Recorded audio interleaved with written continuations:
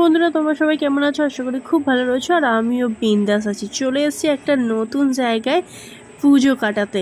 তো চলে এসেছি গোঘাট স্টেশনে। গোঘাট স্টেশন থেকে প্রায় 2 থেকে 3 কিলোমিটার ভেতর দিকে একটা কাকিমাদের বাড়িতে। জায়গাটা বেশ সুন্দর, কিন্তু রাত্রির হাওয়াতে আমরা ঠিকঠাকভাবে বুঝতে পারছিলাম না।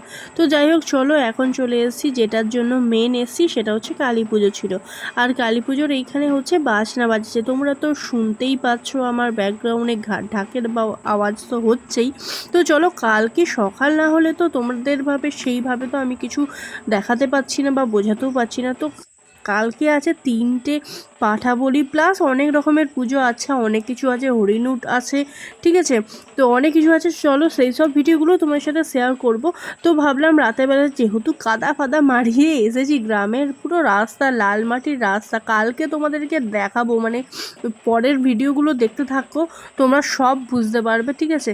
তো এত কাদা, তো যাই হোক চলো, এত ঢাকের আওয়াজ বাজছে, তো ভাবলাম চলো সবাই মিলে একটু ঠাকুরতলা থেকে ঘুরে আসা যাক।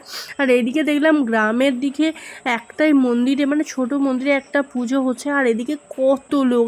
আর এদিকে সত্যি খুব আনন্দ হচ্ছিল, কারণ এত ঢাকের আওয়াজ শুনলে তো মনটা সত্যিই খুশ হয়ে যায়। তো চলো, ঠাকুরটার কাছে আমরা যেতে পারছিলাম না, কারণ এদিক থেকে অনেকটাই মানে ভেতর দিকে ছিল, আর এদিকে যেহেতু এনারা ঢাক বাজাচ্ছিলেন, তো ওই জন্য ভেতর দিকে যায়নি। আর এরা অনেক রকমভাবে ঢাক ফাক বাজাচ্ছিল, আমি ততক্ষণ ছিলাম না।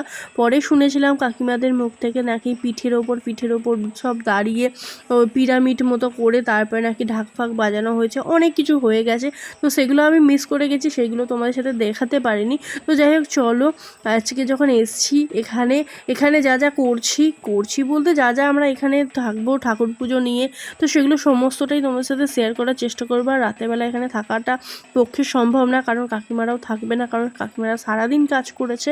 তো যাই হোক চলো, আজকের মতো ভিডিওটা বেশি দেখাবো না, মানে সন্ধ্যেবেলা যেটুকুনি এসেছিলাম সেটুকুনি ভাবলাম তোমার সাথে ভিডিও করি। আর এদিকটা গ্রাম, তো ভিডিও করতেও একটু কেমন টাইপের লাগছে, কারণ সবাই দেখছি হাঁ করে তাকিয়ে রয়েছে, মানে সবাই ভাবছে কি হচ্ছে, মানে ভিডিও কেন হচ্ছে, আর এতক্ষণ লং কেন ভিডিও হচ্ছে।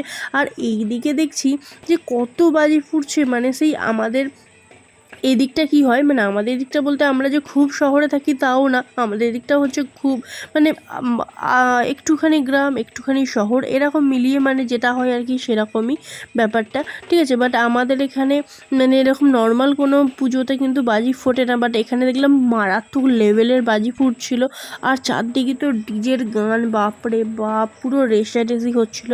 তো সেইগুলো আমি তোমার সাথে শেয়ার করতে পারছিলাম না, কারণ না হলেই কপিরাইট চলে আসবে।